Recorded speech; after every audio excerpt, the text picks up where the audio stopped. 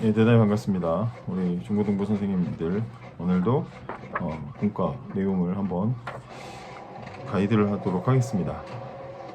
이번에는 하이델베르그 요리문답 9문에서 11문까지고요. 이제 나눠드린 자료를 보시면 될 것 같습니다. 이번에는 어떤 이야기냐면 죄인의 상태를 지난 시간에 봤다면 이제 그 하나님께서 그 죄를 심판하시는 문제에 대한 이야기를 합니다. 그래서 구문이 이렇게 시작합니다. 하나님이 사람이 행할 수 없는 것을 요구하시는 건 부당한 거 아닌가? 그러니까 인간이 죄를 짓는 건 하나님이 다 그렇게 만들어서 그런 거 아니냐? 하나님이 이제 죄 짓도록 만든 거 아니냐? 하나님이 잘못한 거 아니냐? 이렇게 하는데요. 아담이 그러죠. 아담이 에덴 동산에서 하나님이 너 왜 선악과 먹었냐 했더니 하나님 만들어주신 그 여자 때문이라고 이렇게 핑계를 대잖아요. 하나님 때문이라고 지금 탓을 하는 겁니다. 근데 그게 아니죠. 하나님은 사람을 선하게 창조하셨고, 그런데 인간이 고의로 이제 그렇게 죄를 지은 거잖아요. 그게 굉장히 중요한 부분입니다. 하나님은 사람을 자동으로 순종하도록 창조하지 않으시고, 자유의지를 주셨잖아요. 근데 뭐 아이들한테 자유의지까지 막 설명하면 좀 힘드니까, 이제 이거는 내일 이제 제가 설교하면서 예화를 이제 좀 들 건데요. 어쨌든 말씀 나누기의 첫 번째 질문은 그겁니다. 죄인이 무능하다는 건 어떤 의미입니까? 이건 이제 지난 시간을 정리하는 거고요. 죄인이 무능하다는 것은 자기 죄를 이제 수습하고 해결할 수 있는 능력이 없다는 면에서 무능하다는 거죠.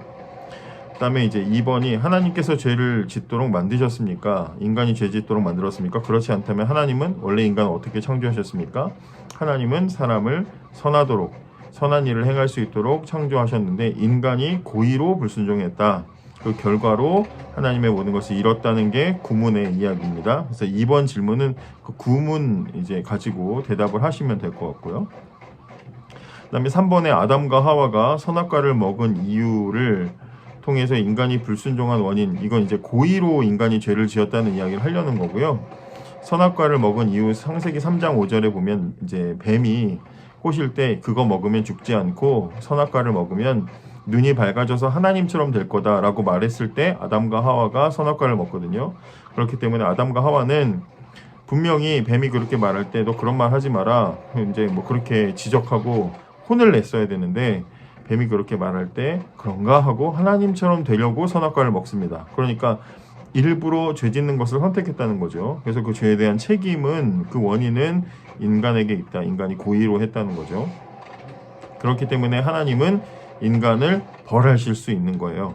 그 다음에 4번에 보면 하나님은 죄를 어떻게 처벌하십니까? 했을 때 이거는 이제 신문에 관련된 건데요. 요리문답 신문을 보시면 하나님은 불순종과 반역을 벌하지 않고 지나치십니까? 이제 이렇게 물어보는데 그렇지 않죠. 하나님은 불순종에 대해서 분명하게 처벌하십니다. 진노하시고 처벌하시는데 그 하나님의 진노의 범위가 어디까지입니까? 세상의 죄는 세상에서 감옥에 가거나 뭐 처벌을 받는 거죠. 그런데 하나님께 지은 죄는 영원히 벌을 받습니다. 이 세상에서도 받고 죽어서도 영원히 받아요. 그렇기 때문에 하나님의 진노는 영원하게 이제 영향을 끼친다. 하나님 거기에 대해서 진노하신다라는 이야기를 하시면 될 것 같아요.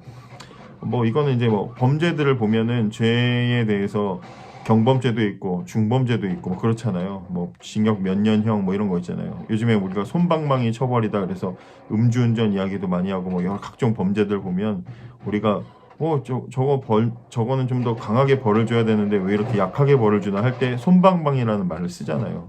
그거는 우리가 생각할 때도 죄에 대해서 경중이 있는 거거든요. 그러면 인간이 인간 안에서 지은 사람이 사람에 대해서 지은 죄에 대해서도 경중이 있는데 사람이 하나님께 지은 죄에 대해서도 그 무게가 있겠죠. 그럼 그 무게를 얼마나 줘야 됩니까? 하나님이라는 분은 영원하신 존재이기 때문에 그 벌도 역시 영원히 받아야 된다는 거죠. 그래서 인간은 그 하나님의 진노는 영원히 인간에게 대한다라고 설명을 하시면 됩니다. 그 다음에 5번은 자비로우신 하나님께서 우리의 죄를 그냥 용서해 주실 수 없는 이유는 무엇입니까? 그죠? 하나님이 우리를 사랑하시고 자비로우신데 그럼 용서해 주면 되지, 무마시키면 되지, 그냥 없는 척 없다고 하시면 되고 다 봐주시면 되지 않냐? 여기에 대해서 우리가 할 수 있는 대답은 뭡니까? 하나님은 자비로우시지만 공의로우시기 때문에 이제 아이들한테는 공의롭다는 표현이 좀 어려울 수 있기 때문에 하나님이 정의로우시기 때문에라고 표현을 하면 좋을 것 같아요. 정의로우신 하나님. 그래서 하나님은 정의로우시기 때문에 그냥 죄를 없다고 하실 수 없어요. 그래서 하나님은 이제 그 죄에 대해서 우리를 불쌍히 여기시지만 죄에 대해서는 분명히 우리를 이제 안타깝게 여기신다. 이제 이렇게 이야기하시면 될 것 같습니다. 그래서 이제 11문의 질문이 그거거든요. 하나님이 그러면 자비롭지 않습니까? 이제 처벌한다고 하시니까, 진노하신다니까 자비롭지 않습니까? 이제 이렇게 질문을 합니다. 이제 거기에 대해서 대답이 뭐냐면, 하나님은 참으로 자비하신 분이시지만 동시에 의로우신 분이십니다. 죄는 하나님의 지극히 높으신 어미를 거슬러 짓는 것이므로 하나님의 공의는 이 죄에 대한 최고의 형벌, 곧 몸과 영혼의 영원한 형벌을 내릴 것을 요구합니다. 이제 이렇게 질문은 이렇게 되어 있는데, 이번 주에 이제 말씀을 나눌 때 다루고 싶은 거는 이제 여기서 하나님이 죄에 대해서 영원한 처벌을 내리신다는 이야기에서 끝나면 찜찜하잖아요. 그래서 이제 거기에서 어디까지 나가냐면, 그러나 하나님 우리를 불쌍히 여기시고 안타깝게 여기시고 죄인인 우리가 돌아오길 원하신다 하면서, 오늘 설교에 이제 하게 될 설교에 보면 잃어버린 그 드라크마를 찾는 여인에 대한 이야기가 나옵니다. 이 여인이 동전을 찾을 때 주보에 그림이 있는데요. 이 그림을 자세히 보시면 애타게 찾는 장면이 나와요. 막 이렇게 막 다 뒤집어 엎어져 있고 막 그렇게 찾아요. 밤 늦도록 불 켜가면서 찾는 모습이 나오거든요.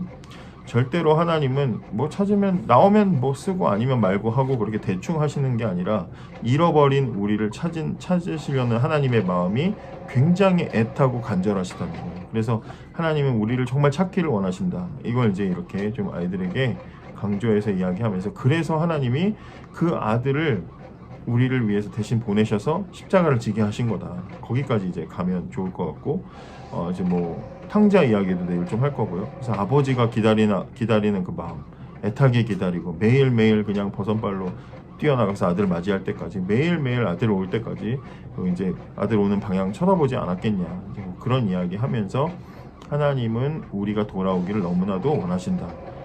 죄인이라고 나쁜 놈 취급하면서 막 다시는 막 호적에서 파버려, 그런 분이 아니시라는 거, 그것을 좀 잘 이야기하면서, 그 증거가 뭐예요? 십자가잖아요. 그 십자가를 통해서 우리를 구원하셨지 않습니까? 근데 그게 복음의 핵심이고요. 그래서 우리를 향한 사랑의 마음, 그리고 그러나 공의로우시고 정의로우셔서 우리가 지은 죄에 대해서는 진노하시는 그 하나님의 마음을 우리가 좀 잘 설명할 수 있으면 좋을 것 같습니다. 그래서 내일은 이렇게 6번이 그렇거든요. 죄인인 우리를 대하시는 하나님의 마음이 어떨까? 한번 여러분들이 말씀을 잘 묵상해 보시고, 이 주보의 그림도 잘 생각해 보시고, 또 탕자의 이야기도 잘 생각해 보시면서 그 아버지 마음이 어땠을까? 잃어버린 걸 찾으려는 여인의 마음은 어땠을까? 여러분들 한번 생각해 보시면서 그걸 가지고 나누면 좋을 것 같습니다. 그럼 내일도 캠핑 잘 해봅시다. 파이팅!